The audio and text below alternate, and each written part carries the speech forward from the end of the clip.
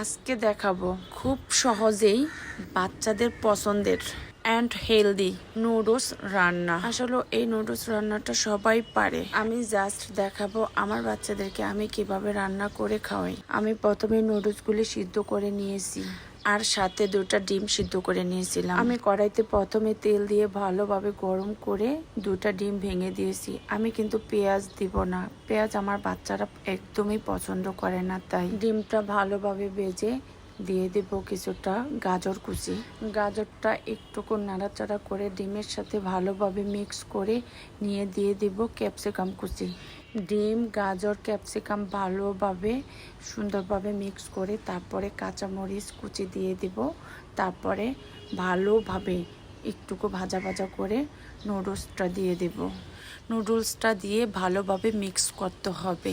আমি সবসময় ইলেকট্রিক চুলায় রান্না করি কারণ আমাদের বাসায় গ্যাস থাকে না। নুডলসটা ভালোভাবে মিশ্রণের সাথে মিক্স হলে এখন দিয়ে দেব মশলাটা দিয়ে ভালোভাবে মশলার সাথে মিক্স করে নিতে হবে। এমনভাবে মিক্স করতে হবে যাতে প্রতিটা নুডলসের গায়ে মশলাটা লেগে যায়, তাহলে নুডলসটা খেতে অন্যরকম আলাদা একটা টেস্ট আসবে।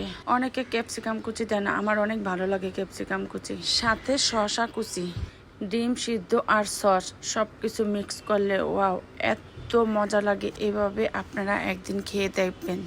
মাঝে মাঝে নিজের রান্না খেয়ে নিজেই ফিদা হয়ে যাই। একা একা কিছুই খেতে ভালো লাগে না, সবার সাথে মিলেমিশে খেতে আলাদা একটা মজা লাগে। খারাপ হলেও ওটা খেতে ভালো লাগে সবাই মিলে একসাথে খেলে। নুডলস আমাদের বাসার প্রত্যেকের পছন্দ। আমার ছোট ছেলের কথা আর কি বলবো, ও তো ভাত না খেয়ে পারলে প্রত্যেকটা টাইমে নুডলস খায়। আমার আবার নুডলসের থেকে চাউমিনটা খেতে অনেক বেশি ভালো লাগে। চাউমিনটা আমার বাসায় মাঝে মাঝেই রান্না করা হয়।